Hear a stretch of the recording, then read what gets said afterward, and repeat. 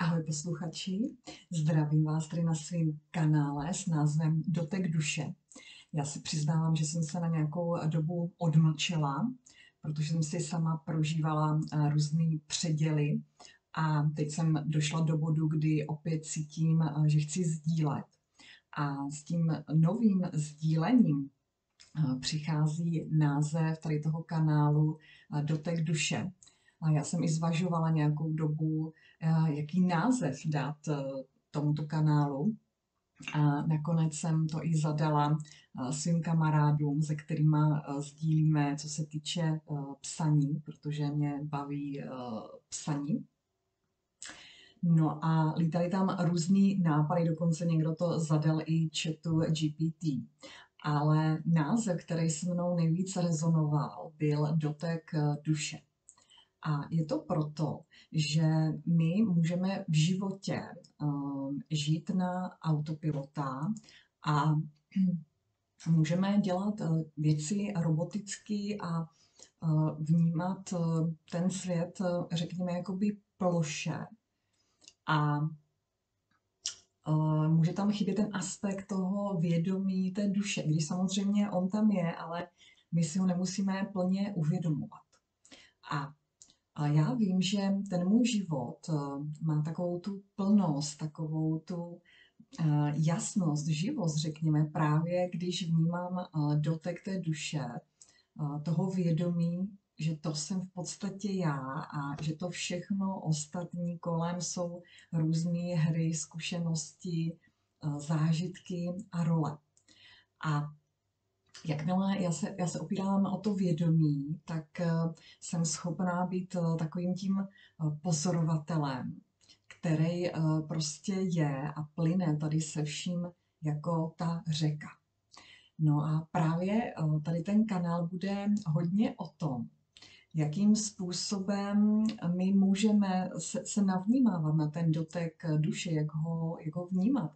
Samozřejmě pro každého to může být něco jiného a každému do života tady ten dotek duše mohou přinášet různé zážitky, různé situace, protože ona paradoxně to může být i nějaká zkušenost, kdy třeba jdeme do lesa, do přírody, já to tak teda mám, a plně se tam uvolníme a přepneme z toho tady, že máme třeba vařit, nakupovat a tak dál, ale jenom jsme a vnímáme štěkot psů, teplotu vzduchu, sluníčko a jenom se prostě noříme a neposuzujeme, neanalyzujeme.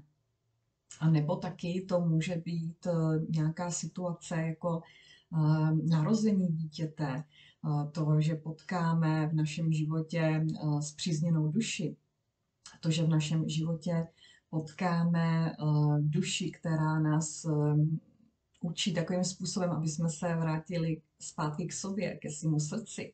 Nevím správně ani, jak teda tady tuhle duši nazvat, jsou to takový ti transformátoři, kteří nám zatopí v tom našem kotli a překračují nám ty hranice, aby jsme se probudili.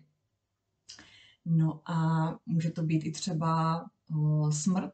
Někdy, když někomu přijde do života smrt nebo nemoc, tak to je ten okamžik toho, kdy ten člověk začne vnímat opět to vědomí a to, kým je.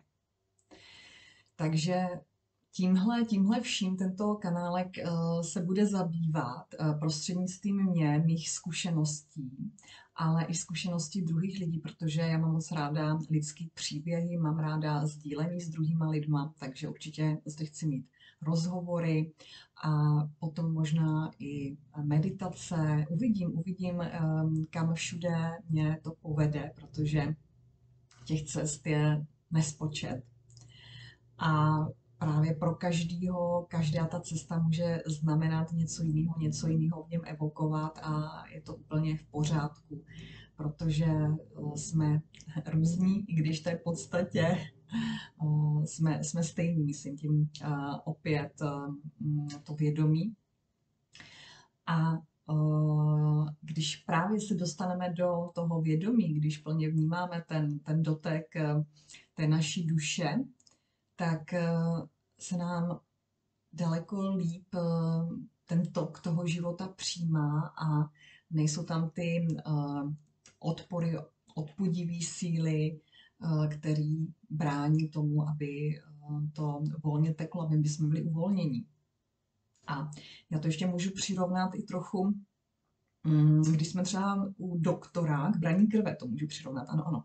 Protože když jsme u doktora a mají nám brát krev, tak pokud my jsme v té křeči a tu ruku zatneme, tak potom nás to bolí, když nám berou tu krev. Ale jakmile my jsme v té důvěře a tu ruku uvolníme, tak to můžeme cítit jenom jako takový jemný štípnutí. A to je celý. To je celý. Není tam spousta těch dalších, řekněme, vedlejších účinků toho, že jsme sevření. No a ještě jsem chtěla vytáhnout nakonec tohoto videa jednu kartu pro dnešní den, jako takové poselství pro nás. A bude to z balíčku karet Andělé a předkové. Ukážu na kameru, kde je 55 karet. Ty karty jsou velmi takové hezké vizuálně. Takže podíváme se do toho informačního pole.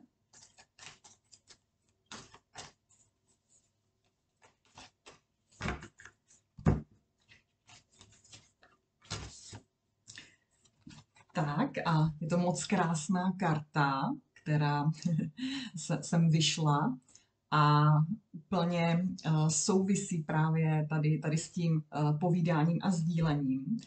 Je to karta šaman, nádherná.